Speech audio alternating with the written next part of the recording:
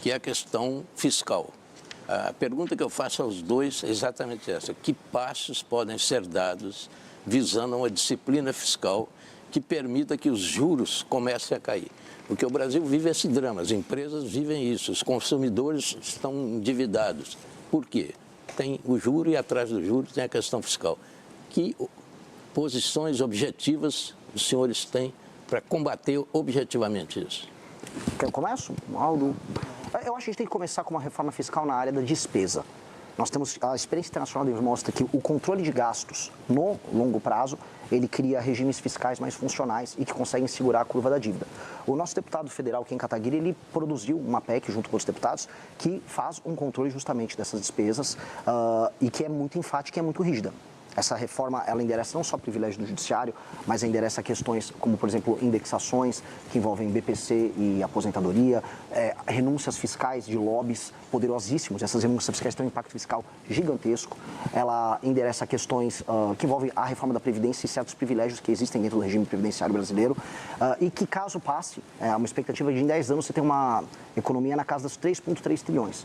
Lógico que todo o Brasil, toda reforma tem algum tipo de mitigação, né? Mas se a gente falar em 3,3 trilhões, a gente fala num controle, nessa curva galopante da dívida que a gente tem, e aí a gente passa a falar em redução de taxa de Selic, maior espaço discricionário para investimento por parte da Presidência da República, que hoje não tem basicamente espaço para investir, para gastar, e aí sim a gente começa a falar de juros que fazem com que o empreendedor e o cidadão possam, investir mais na produção e o outro construir mais. E aí a gente começa a endereçar outros problemas brasileiros importantes. Aldo. O país vive aquilo que os economistas chamam de voo de galinha, que é o voo curto e o voo baixo. O atual governo tem duas políticas econômicas. Uma é aumentar a despesa e a outra é aumentar imposto para pagar despesa em ano eleitoral.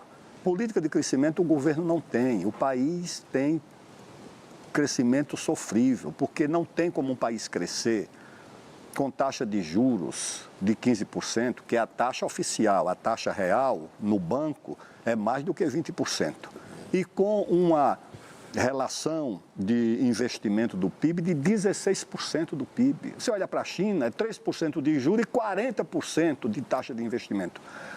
Eu acho que o Brasil tem como reduzir despesa, e é preciso reduzir. Não é fácil, porque agora o Supremo acabou de dizer que o teto do judiciário é de 76 ou 78 mil reais, com a antecipação de quinquênio e outros benefícios para o judiciário. Então, eu creio, diferente do que acha o Renan, que o primeiro passo é fazer o ajuste pela receita. O país começar a crescer, remover os obstáculos ao crescimento do país, remover os obstáculos criados pelo Supremo, criados pelo Ministério Público, criados pelo IBAMA, criados pela FUNAI, criados pelo juiz de primeiro grau. Você olha num país que a Vale do Rio Doce tem 70 bilhões de reais autorizados de investimento, esperando licenciamento. Outras empresas privadas têm 300 bilhões esperando licenciamento. É claro que se você remove esses obstáculos, você vai ter um choque de investimento privado que pode fazer o país voltar a crescer, e aí o Estado pode ter recursos. Então você tem que combinar a redução de despesa onde isso for possível e necessário, com uma política de ajuste fiscal pela receita, que é o que o Brasil abandonou, praticamente. Queria fazer uma pergunta política para os dois pré-candidatos que estão aqui sobre estratégia de crescimento. Hoje, pelas pesquisas, nós temos dois candidatos que dominam a intenção de voto, Lula e Flávio Bolsonaro. Então, queria ouvir de vocês qual é a estratégia que vocês têm de crescimento e aí você mais específica. Perguntar para o Renan como você espera roubar votos mais à direita de Flávio Bolsonaro, já que me parece que para o eleitor do PT é um pouco mais difícil entrar.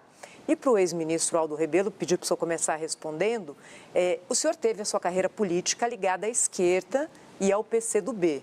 Em que momento o senhor se desencantou com a esquerda e como hoje o senhor vai se posicionar para tentar melhorar a sua intenção de voto? O senhor acha que o senhor pode conquistar pessoas que, como o senhor, se desencantaram com a esquerda? O senhor acha que o senhor tem entrada na direita? Queria ter essa leitura. Eu creio, Thaís, que dividir o país artificialmente entre esquerda e direita não explica o Brasil. Você tem que ter uma agenda para o país. E a agenda para o país não é uma agenda de esquerda ou de direita, é uma agenda que leve o país ao desenvolvimento, ao crescimento, à remoção desses obstáculos. Além do que, o país está, de certa forma, exausto pela disputa de caráter ideológico que não explica nada para o